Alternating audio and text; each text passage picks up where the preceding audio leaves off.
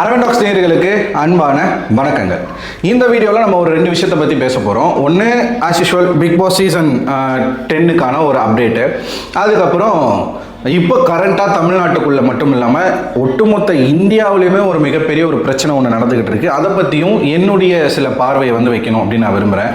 பேசிக்காக நம்ம சேனலில் பாலிடிக்ஸ் பற்றி பேசினா மக்கள் பெருசாக பார்க்கறது கிடையாது. இருந்தாலும் இதெல்லாம் பேசாமல் நம்மளால் கடந்து போக முடியாது.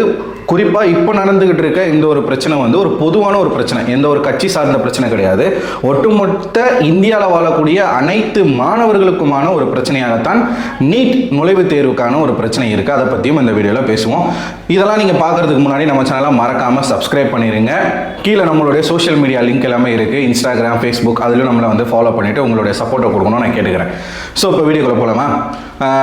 முதல் விஷயம் என்ன அப்படின்னு பார்த்தீங்கன்னா, பிக் பாஸுக்கான அப்டேட். அதை நான் கடைசியில் சொல்கிறேன். அதுக்கு முன்னாடி நேத்திக்கு ஒரு சம்பவம் ஒன்று நடக்குது. அதாவது கடந்த ஒரு 20 நாட்களாகவே டெல்லி ஜந்தர் மந்தரில் காக்ரோச் ஜனதா பார்ட்டி அப்படிங்கிற ஒரு அமைப்பு, அது ஒரு இயக்கமாகத்தான் தொடங்கப்பட்டது. அந்த இயக்கம் தொடங்கப்படுறதுக்கு முன்னாடி ஒரு கதை இருக்குது. இந்தியாவில் எல்லாத்துக்கும் போராட்டம் பண்ணக்கூடிய இளைஞர்களை கரப்பாம்பூச்சி அப்படின்னு ஒரு நீதிபதி சொல்ல, அதுக்கு ஒருத்தர் ரியாக்ட் பண்ணுறதுக்கு இந்த கரப்பாம்பூச்சி கூட்டம் ஒன்று சேர்ந்தா என்ன பண்ணுறோம் அப்படிங்கிறத நான் காட்டுறேன் அப்படின்னு சொல்லி ஒருத்தர் ஒரு விஷயத்தை ட்விட்டரில் ஆரம்பிக்கிறாரு. காக்ரோச், அதாவது பிஜேபிக்கு ஆப்போசிட்டாக சிஜேபி அப்படின்ற ஒரு கட்சி அது இன்னும் கட்சியாக ரெஜிஸ்டர் செய்யப்படலை, ஒரு அமைப்பாக, ஒரு இயக்கமாகத்தான் இருக்குது இப்போ வரைக்கும். ட்விட்டரில் ஒரு பேஜ் ஓப்பன் பண்ணுறாரு. லட்சக்கணக்கான இளைஞர்கள் அதை பின்தொடர ஆரம்பிக்கிறாங்க. இப்படித்தான் இந்த சிஜேபி உருவாகுது. அதன் பின்னாடி நீட்டுக்கான ஒரு பிரச்சனை.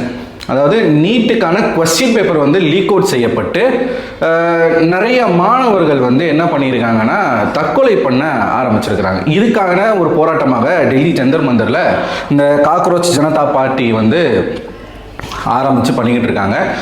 இதனுடைய தொடர்ச்சியாக என்ன நடக்குது அப்படின்னு பார்த்தீங்கன்னா, இந்தியா முழுக்க இந்த சிஜேபி அமைப்பு துவங்கப்படுது. இப்போ CJP Tamil Nadu, CJP Kerala, CJP Karnataka அப்படின்னு இந்தியா முழுக்க அந்த அமைப்பு தொடங்கப்பட்டு எல்லா மாநிலத்திலையும் இப்போ இந்த போராட்டம் அப்படிங்கிறது நடந்துக்கிட்டு இருக்கு. சிஜேபி மூலமாக தமிழ்நாட்டிலையும் சிஜேபி ஒரு இடத்துல பாலன் இல்லம், அதாவது கம்யூனிஸ்ட் இல்லம், அங்கே ஒரு போராட்டத்தை பண்ணிக்கிட்டு இருக்காங்க. ஒரு 6 நாட்களாக, இன்னைக்கு 6வது நாள் தொடர்ச்சியாக போய்கிட்டு இருக்கு.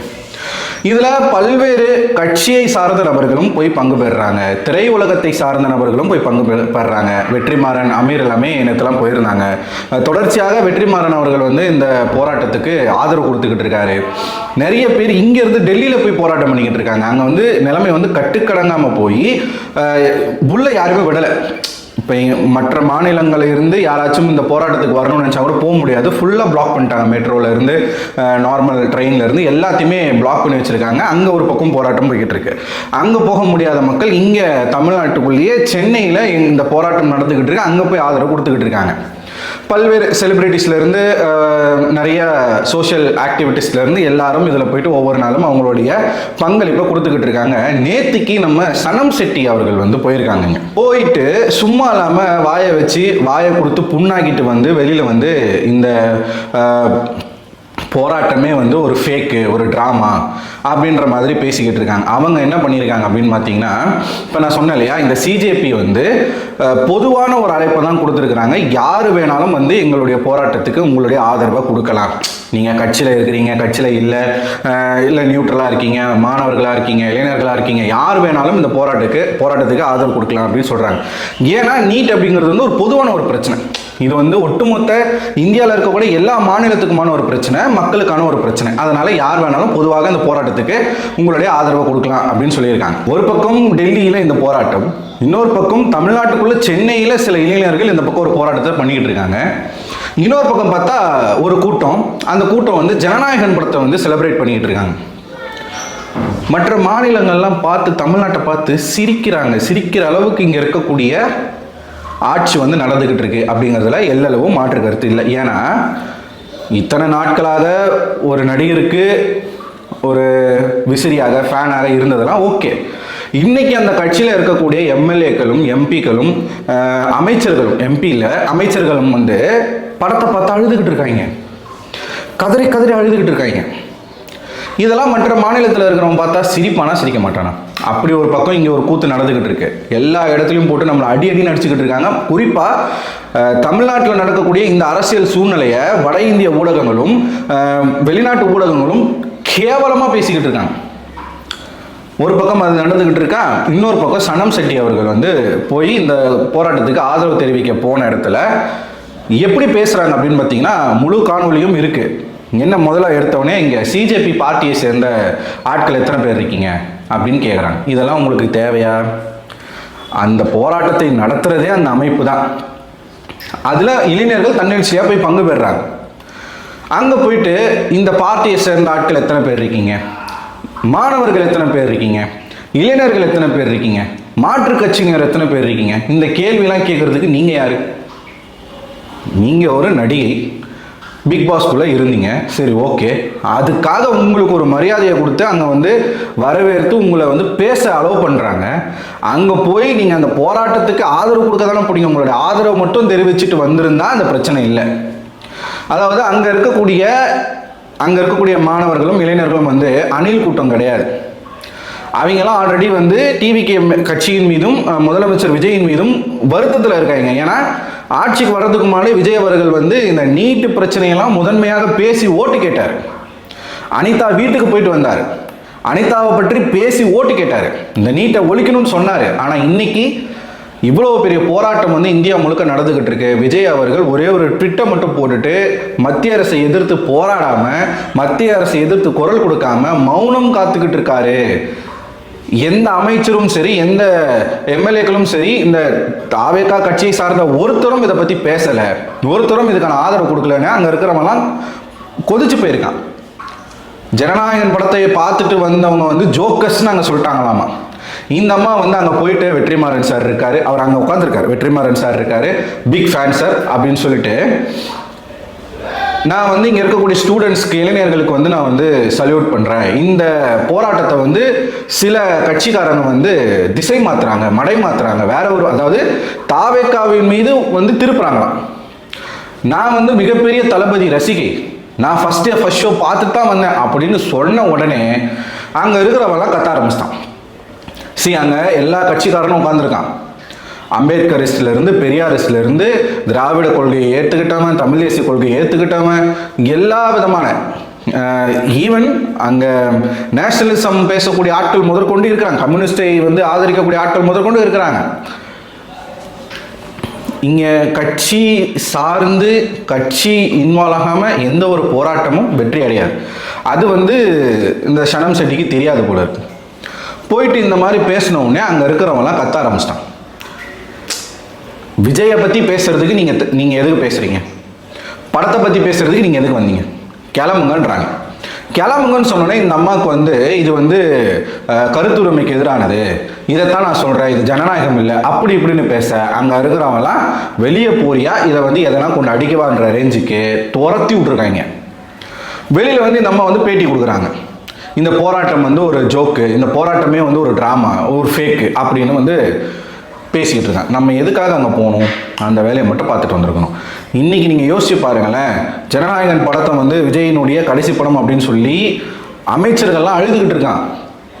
சீமான் யாரு? இப்போ சனம் செட்டி வந்து அங்கே போய் அந்த மாதிரி பேசுனதுக்கு முக்கியமான காரணம் என்ன அப்படின்னு பார்த்தீங்கன்னா, அவங்க அங்கே போய் நிற்கும் பொழுது பக்கத்திலேயே நாம் தமிழர் கட்சியை சார்ந்த அண்ணன் நிர்மவனம் கார்த்தி, அதுக்கப்புறமா அக்கா வெண்ணிலா தாயுமானவன், ஃபாத்திமா ஃபர்கானா, இன்னும் சிலர் வந்து அங்கே அந்த போராட்டத்துக்கு கட்சி சாராமல் ஆதரவு கொடுக்க போயிருக்காங்க.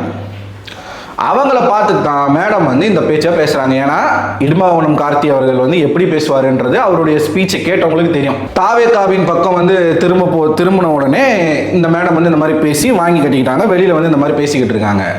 சீமான் யாரு அப்படின்னு ஒரு தாவேகாவினுடைய ஒரு அமைச்சர் வந்து கேட்டு, அந்த அமைச்சர் வந்து என்ன பண்ணிக்கிட்டு இருக்காரு, போயிட்டு விஜயினுடைய ஃப்ளெக்ஸை தடவிக்கிட்டு இருக்காரு. இவ்வளவுதான் அவங்களுடைய கெப்பாசிட்டி, இவ்வளவுதான் அவங்களுடைய அறிவு. நேற்று வரைக்கும் போஸ்டர் ஒட்டிக்கிட்டு இருந்தவங்க இன்னைக்கு வந்து அமைச்சராகவும் எம்எல்ஏவும் ஆன பிறகு அவங்களுக்கு என்ன பண்ணுறதுன்னு தெரில.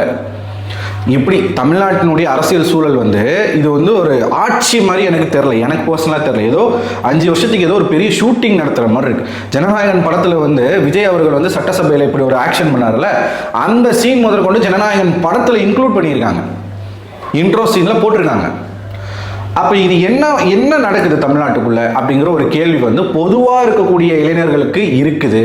ப்ளஸ் இந்த நீட்டுக்கான போராட்டம் நடந்துகிட்டு இருக்க இந்த வேலையில் இங்கே இருக்கிறவன் அட்லீஸ்ட் சில பேராச்சும் அறிவோடு இருக்கான்றதை பார்க்கும்போது நமக்கு சந்தோஷமாக இருக்குது, மகிழ்ச்சியாக இருக்குது. 2015 நினைக்கிறேன் ஜல்லிக்கட்டுக்கான ஒரு போராட்டம் நடந்தது. அதுக்கப்புறம் ஒரு 10 வருஷத்துக்கு கழிச்சு இப்போதான் ஒரு பொதுவான பிரச்சனைக்கு ஒரு போராட்டம் வந்து இந்தியா முழுக்க வெடிச்சிருக்கு. இந்த போராட்டத்தில் போயிட்டு உங்களுடைய ஆதரவை கொடுக்காம நீங்கள் போயிட்டு விஜய்க்கு அங்கே முதலமைச்சர் விஜய் அவர்களுக்கு வந்து நீங்கள் அங்கே போய் முட்டு கொடுத்தீங்கன்னா இப்படி தான் அசிங்கப்பட்டு வெளில வரும். இது சனம் செட்டிக்கு தேவையில்லை. இப்போ இந்த வீடியோ வந்த பிறகு அனில்ஸ்னுடைய சப்போர்ட் வந்து இந்த மார்க் வந்து அதிகமாகிருக்கு. ஃபயர் விட்டுக்கிட்டு இருக்காங்க சனம் செட்டிக்கு. ஆக்சுவலாக அங்கே அசிங்கப்பட்டு வந்திருக்காங்க. எனக்கு என்ன புரியலன்னா, மாற்றம்னு சொல்லிட்டு நம்ம வந்திருக்கோம். திமுக ஆட்சியில் என்னெல்லாம் நடந்துச்சோ அது எல்லாமே தாவேக ஆட்சியிலையும் நடக்குது.